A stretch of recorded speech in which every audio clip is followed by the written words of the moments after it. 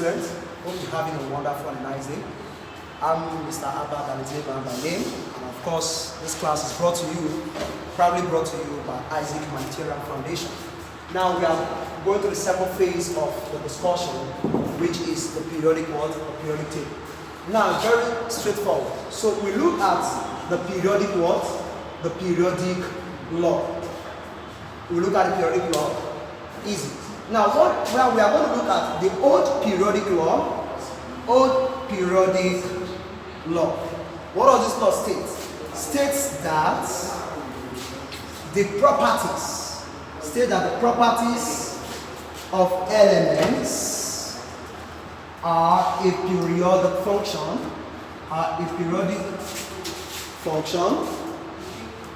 of their atomic weight or relative atomic mass. This law was propounded.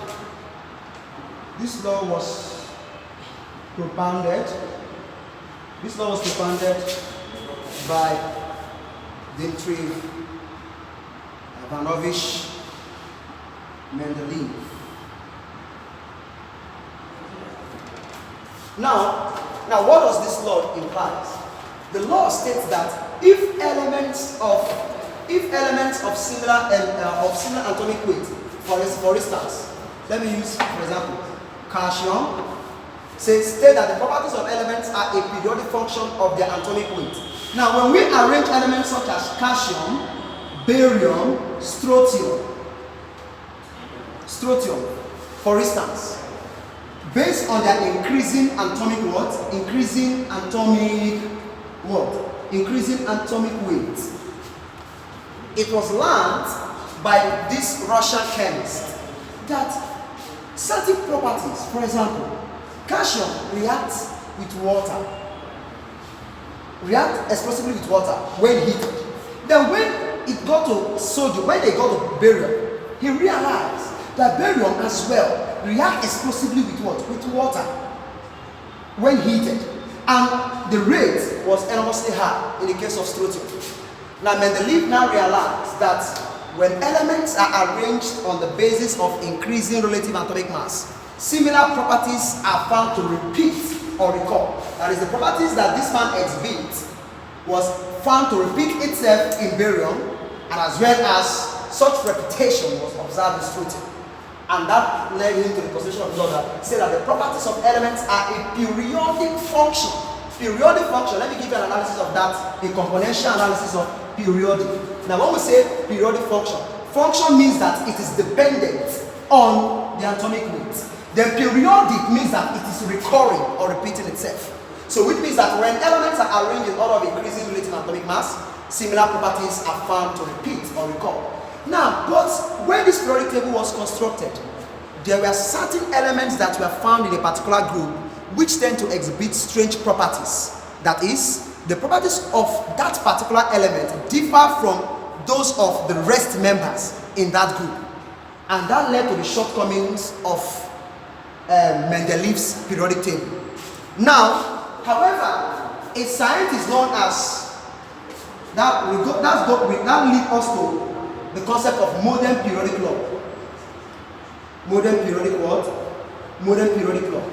Now, recall I stated that this man was the first scientist to construct the periodic table we have in chemistry. But however, there were certain shortcomings or defects associated with his periodic table, owing to the fact that some elements were found to possess strange properties entirely different from the group.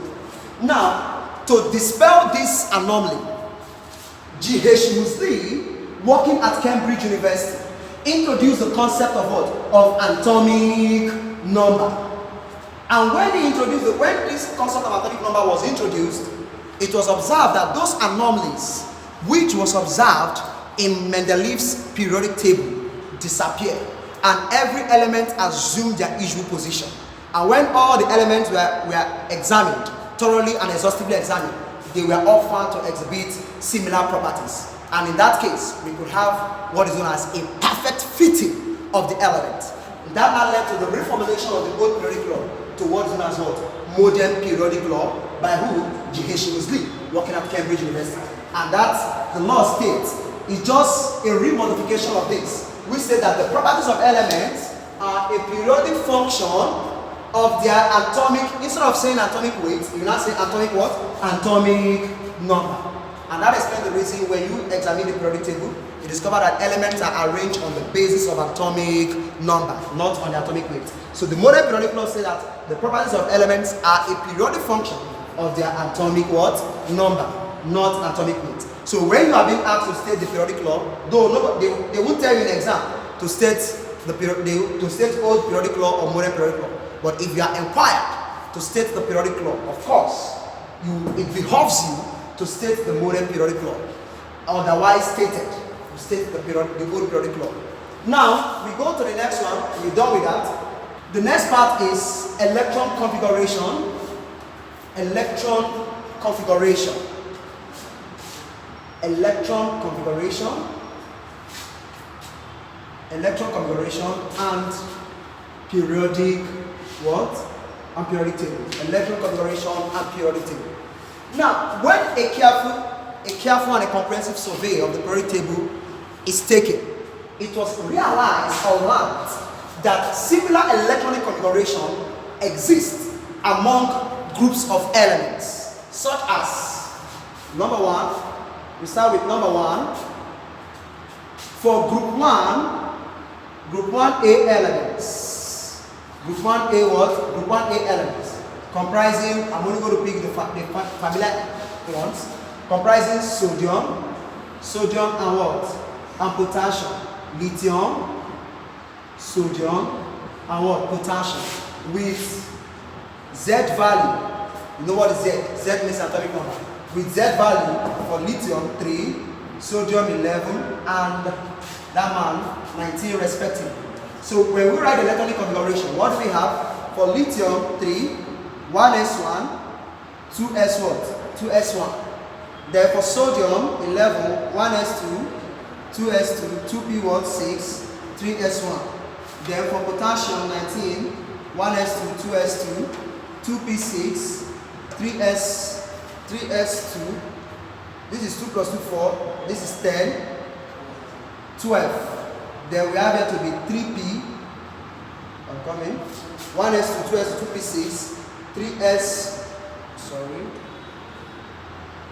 3s2, then 3p what? 6. 2 plus 2, 4, 6, 10, 12, 18, and what? 19. Now when you look at this, there is a common trend here. If you look at the atom shell, 2. Look at the atom shell here, 3. Look at the atom shell here, 4. Each has what? Has one electron in the outermost shell. Because of that, we call them NS1 group. The group 1 elements are called NS1 what? NS1 group, or alkaline metals. Or alkaline what? Metals. Why do we call them NS1 group? The N there means principal quantum number, which may be 2 in the case of lithium, or 3 in the case of sodium, or 4 in the case of what? Potassium. So we call them NS1 group, or we call them alkaline metals. Why do we call them alkaline metals? We call them alkaline metals because their oxide, when dissolved in water, forms strong alkaline. That is a solution whose pH is above 7. Now, you will go to the next one. When you look at group 2 elements, group 2A elements, group 2A elements. For the group 2A elements, e.g., we have it to be magnesium and what? Magnesium and calcium. Now for magnesium, we have it to be 12. That is 1s2, 2s2, 2p6, 3s2. 2 plus 2, 4, 6, 10. Plus this. That's 12. Then we have it to be calcium. This 280. 1s2, 2s2, 2p6, 3s what? 3s2, 3p6, 4s what? 2. 2 plus 2, 4, 6, 10, 12, 18, 20. Now looking at this, a common trend occurs. In the outermost shell, this is 3. Outermost shell. Here, outermost shell. Both have 2 valence electrons. As a consequence, they are regarded as NS2 group or alkaline earth what? Alkaline earth what? Earth metals. Alkaline earth metals. Now, similar trend exists or can be observed among other what? Among other groups, such as group 3, group 3A, where we have aluminium. Now, group 3A, e.g., aluminium. So for aluminium, we have it to be 13, which is 1s2, 2s2, 2p6, 3s2, 2p6, 3s2, 3p what? 1. 2 plus 2, 4, 10, 12, plus 1, 13. So looking at this, we call this NS2 MP what? MP1 group, or NS2 MP1 group, or you call them the what? The boron what? Family. Since boron is the first member here, we call it the NS1 MP1 group, or the boron what? The boron family. Then you go to the other one, which is the what? The group 4A. For the group 4A, we have carbon as the first member here, e.g. carbon. So carbon has atomic number of what? Atomic number of 6. So which means this will be 1s2, 2s2, 2p what? 2p6, 2p2. So this is 2 plus 2, 4, plus this, that's what? 6. So if you look at the trend here, this will therefore we call the group 4A NS2 NP2 group, or since carbon is the first member, we call it or the carbon what? The carbon family, or the carbon family. Then we have the other one, which is the group 5, the group 5A. The group 5A typical example member here is nitrogen. So here for nitrogen, which is 7, this is 1s2, 2s2, 2p6, 1s2s2, and 2p what? 2p2. So which is 2 plus 2, 4, plus 3, that's 7. So generally we call them NS2, NP what? NP3. If you look at the trend, the P subshell is taking 1 electron, but the S subshell remains constant. That's the formula. So that is NS2, NP3 group, or you call it what?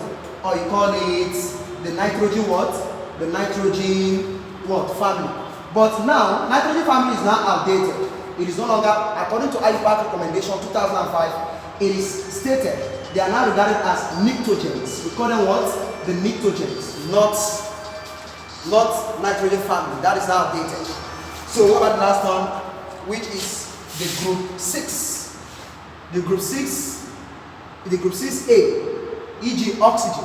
So if you write for oxygen as well, you discover that oxygen will as well end in 1s2, 2s2, 2p what? 2p4.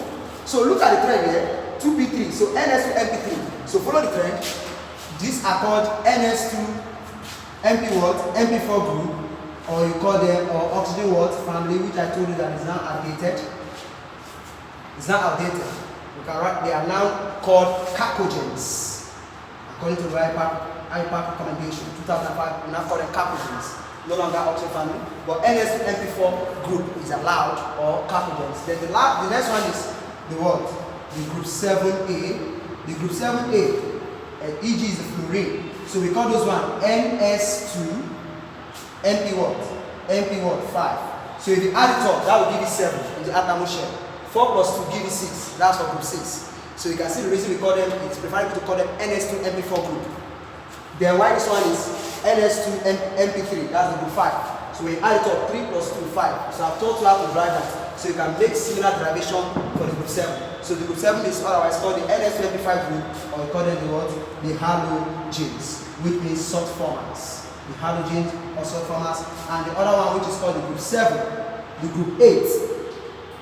The group 8A, or the what? Group 0. This one here, in the case of the group 8 or the group 0, we don't use the word NS2 MP5. Owing to the fact that, except for helium, except for what? For helium, the rest members have NS2 NP6 configuration. Helium has NS2 what? 1s2 configuration, please. So because of the fact that we can say group 0 are what? NS2 NPC's group, because helium does not have that configuration. So owing to that, we don't use that NS2 NPCs for them, because they have two configuration, NS2 NPCs configuration and 1s2 configuration. So that is that on periodic electron configuration. Now we now talk about the grouping of elements, division of elements into blocks. Elements in the periodic table can be divided into 4 blocks. We have what is known as the X block elements. From my illustration here, you can see that the group 1 and the group 2, we call them the X block elements. If you can, okay, I guess I brought that up. Remember I thought that the group 1 are called the NS1 group. Group 2 are called the NS2 what group. So because that electronic configuration terminates in NS1 and NS2, they are collectively called the S block elements. Why the group 3A, 4A, 5A, 6A, 7A that terminate in MP, MP1, MP2, MP3, MP4, MP5, MP6, they are referred to as the P block elements. So note that group 3, group 4, group 5, group 6, group 7, group 8 are called the what? The P block elements, because their valence electronic configuration terminates in what? In NP. And what is meant by NP? The N there could be 2, as you can see on the board there. It could be 2 here, or it could be 2 here, 2 in the case of this, and in the case of this man, this is 2 for this group 6, and as well as here. In the case of the group 0, they are what?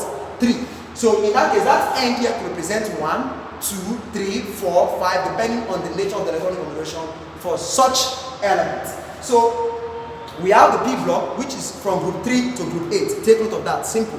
Why group 1, group 2, they are the S block.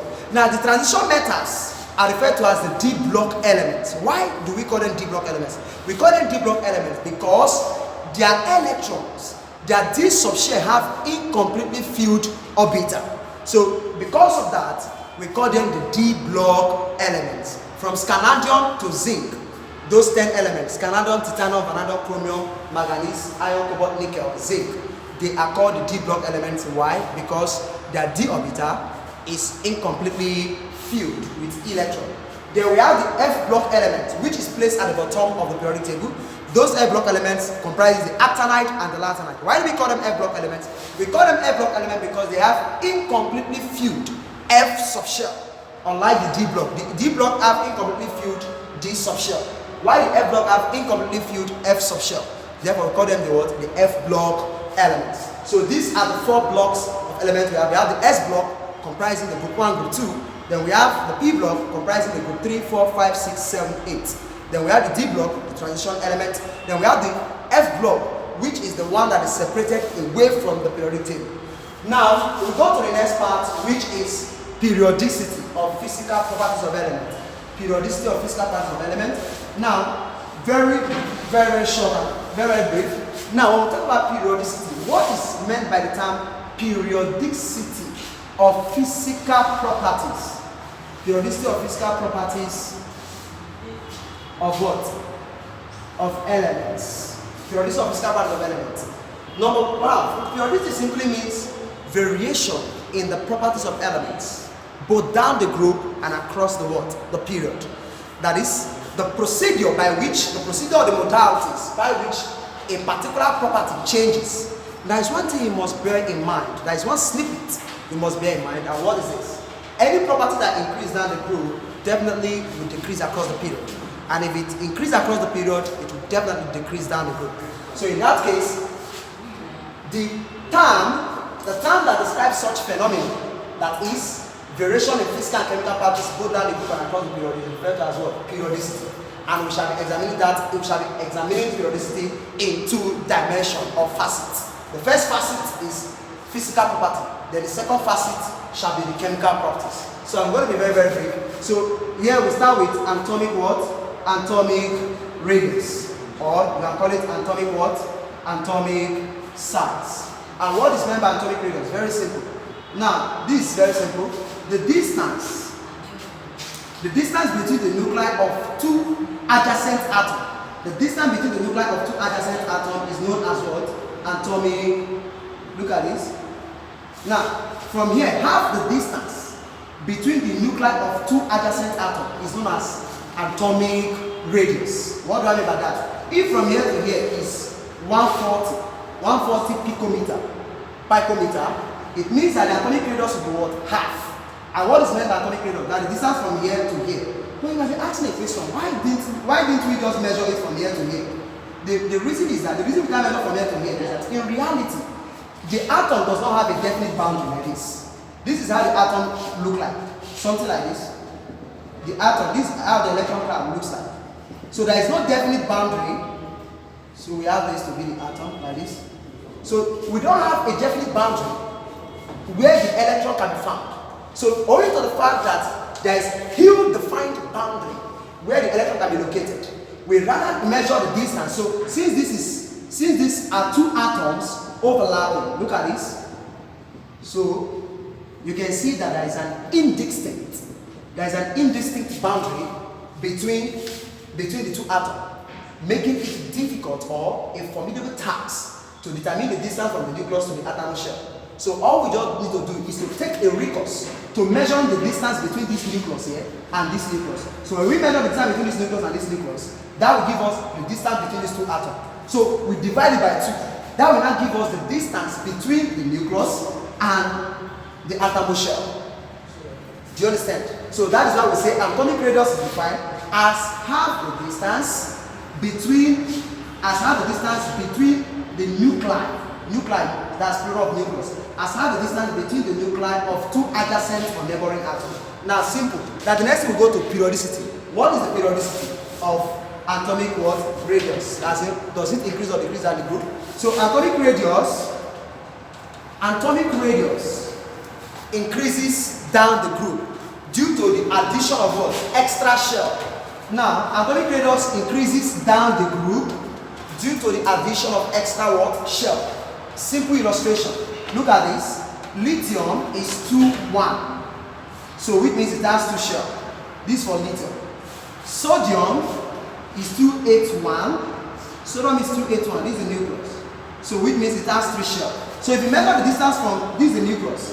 If you measure the distance from here to the atom shell, then look at sodium again. From here to this place, then look at potassium. 2881. So which means we have this is the nucleus. 1, 2, 3, 4. So when you measure the distance from here to here, you can see that there is an increasing distance. So which implies that atomic radius increases down the group due to the addition of extra electronic shell, but decreases across the period. It decreases across the period. Why? Now this is a simple illustration to enable you know that. Remember I told that it increases down the group due to addition of extra electronic shell and decreases across the period due to increasing nuclear charge. For example, if you look at lithium, beryllium, we are looking at period 2. Lithium, beryllium, boron, carbon. Now this is 3, this is 4, 5, 6. Now if you look at this man here, this is the nucleus with 3 electrons here. This is 2, 1. Abi, this is 2, 1. This one is 2, 2. This is 2, 3. This is 2, 4. Now, if you look at what is happening here, the shell, the number of shell remain constant. You know, down the group, the size of the atom increases because the shell is expanding. But across the period, shell remains constant. So what happens is that the more you add electron to the atom shell, which is constant, the more one electron is added to the nucleus. And when one electron is added to the nucleus, it brings about consequent expansion of the nucleus. And when there is such, then the pull on the atom shell will be enormously high. So look at here now, look at this illustration. I don't need to draw diagram with this. 2, 1. This is the nucleus here, this nucleus here, this nucleus here. Simple illustration to enable you remember that even in the exam hall. So this is the nucleus. So we have 2, 1. 1 electron in the atom shell. So we have as well, so we altogether have 3 electrons. Remember we have 3 electrons here. Here we have as well 4 here. Here we have here to be 5. Here we have here to be what? 6. Now look at this. So this is 2, 1. 3 electrons attracting 1 electron in the atom shell. Then we have here to be 4. Now look. 1 electron is added to the atom shell. Look at the nucleus. 1 electron is added. We have 3 electrons in the nucleus here. Here we have 4 electrons. So which means the nucleus here has gained strength in its attraction on this atomic shell. Come to this place. 1 electron is added, making 2, 3 than the previous 2, 2. At the same time, 1 electron is added, making 5 protons in the nucleus, thereby increasing the nuclear charge. So as we get to carbon, carbon has 6 electrons, the shell remains constant. So in that case, the size of carbon here, the size of carbon atom will be enormously smaller relative to that of boron, which in turn is smaller relative to beryllium, which in turn is smaller relative to what? Lithium. So in that case, atomic radius increases down the group due to addition of extra electronic shells and decreases across the period due to increasing nuclear what? Nuclear charge. That is, what does that mean? It means that the nucleus is expanding, but the shell does not increase, or the shell remains constant. That's very simple. Then we go to the next one, which is ionic radius. Now, very simple. Ionic radius is very, very simple to know. Now, there are simple way to know this. Now, what is ionic radius? You know, ions are formed by loss or gain of electron, which means that cations are smaller than what? Cations are smaller than parent what? Than parent what? Atoms. Why? Why? Because cations are formed by a loss of electron. So which means that the positive nuclear charge or the nucleus pull on less number of what? Electron. I take that again. Cations are smaller than parent atom because they are formed by loss of electron. As a consequence, the nucleus pull strongly on less number of what? Of electron. For example, sodium has an atomic number of what? 11, which means 11 proton, 11 electron. But when it loses 1 electron to be give you positively charged sodium ion, it means it now have 10 electron, 11 proton. So that 11 proton will pull on less number of electron, which is 10 electron, and we have 11 protons. So in that case, we have sodium ion being smaller than sodium atom. But why anion? Anions are larger. Anions are larger than what? Than the parent atom. Why? Because they are formed by gain of electron. So which means that the positively charged nucleus pull on more number of what? Electron. For example, if you look at chlorine, for example, chlorine has 17 protons, 17 electrons. Now when it gains 1 electron, it now becomes 18 electron, still 17 proton because it never gained proton. So which means that we are having 17 proton against 18 electron. So what do we expect? The attraction of the nucleus on the 18 electron will be less. So which means chloride ion will be larger than chlorine atom. Then generally, for the rules, generally ionic radius increases down the group. There are certain rules you must know here. Rules on that. 1, ionic radius increases down the what? Down the group due to addition of extra electronic what? Shells. Then 2, ionic radius decreases across the period due to increasing nuclear what? Charge. There is a rule that says for cations, simple rule. For cations, ionic radius is directly related to size of what? To size of charge. Oh, sorry. Inversely related to size of charge. Why for anion it is directly related to size of what? Charge. For instance, look at this. Sodium ion, magnesium ion, aluminium what? 3 ion. So if you look at this, look at it. This is 11 proton here, 12 proton here, 13 proton here. But if you look at each of them, these ions are isoelectronic. That is, they have the same number of what? Electron. 10 electron here, 10 electron here, 10 electron here. Yet, aluminium here has the smallest size, has the smallest ionic radius. Why? The rule says that the higher the ionic charge, the smaller the size of the ion. Because this the 3 plus here means that 3 electrons were actually lost. And while electrons, the number of protons still remain what? 13. Electron here is 10. Proton here is 13. So which means the pool here is stronger than this one that has 12. So for cation, the rule is that the higher the charge, the smaller the what? The cat, the smaller the size of the ion. While for an ion, this is, for example, oxide ion, nitride ion, and what? Then oxide ion, nitride ion, and this on that symbol. Now for this oxide ion and nitride ion, this man here has a higher ionic size than this man. Why? That is because 6 proton, naturally oxygen has 6 proton and what? 6 what? Electron.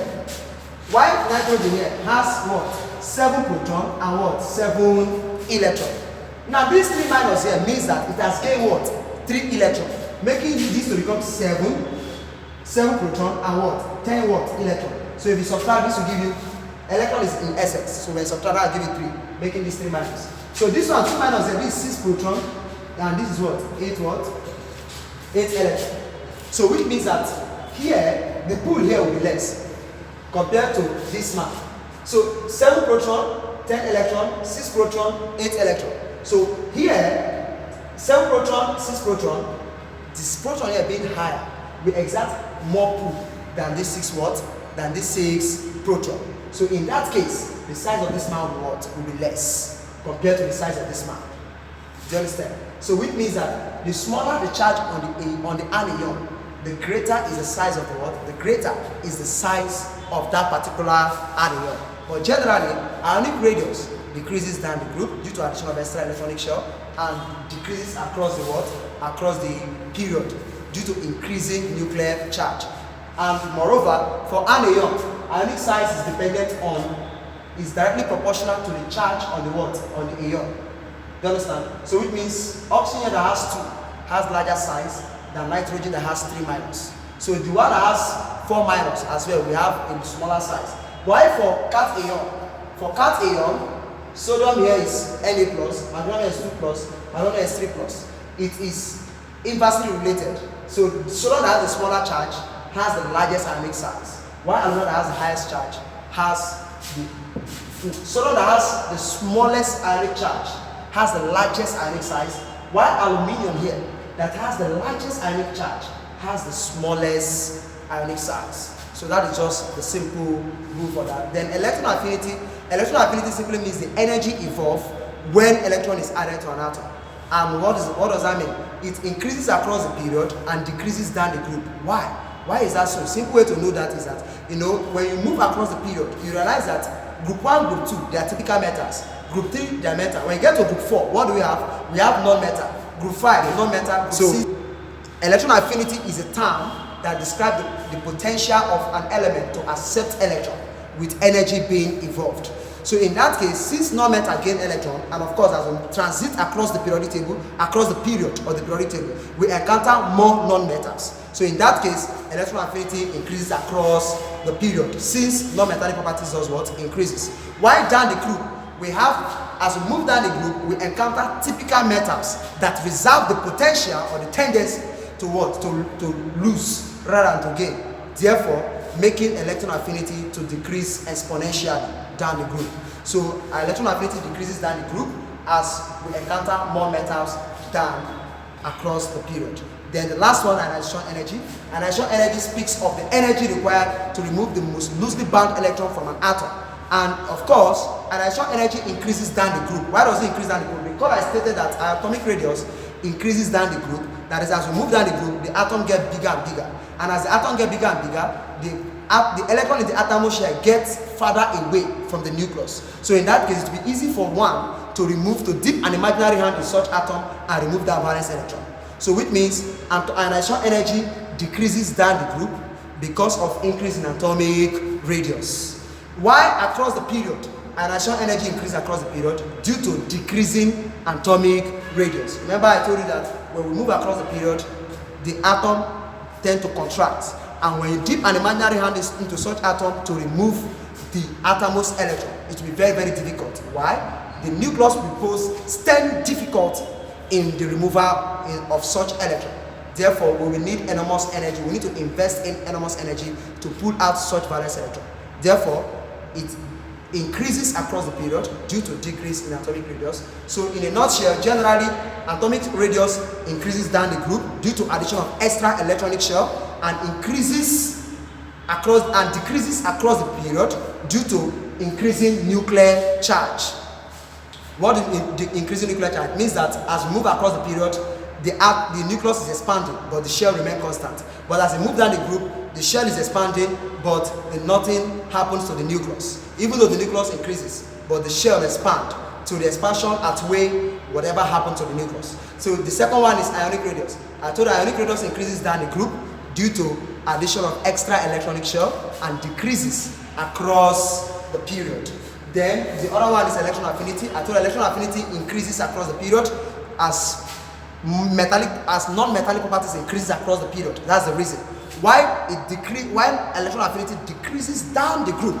Why? Because metallic properties increases down the group, and as I've told you, electron affinity speaks of the ability of a non-metal to what? Gain electron with energy being liberated. And of course, metals, you all believe that metals doesn't what? Lose. Right? Metal doesn't gain, rather they what? They lose. So in that case, we have low electron affinity. And as we move down the group, we have more metals. So electron affinity decreases down the group as metallic properties increases, while across the period, electron affinity increases as we encounter more metals. Then the other one is inertial energy, which I've explained that inertial energy speaks of the energy required to remove the most loosely bound electron in the atomic shell of an atom. And I told that if it increases down the group, it decreases down the group due to addition of extra electronic shell, that is due to increasing atomic radius. While it decreases across the period due to what? Due to decreasing atomic radius. So, thank you very much.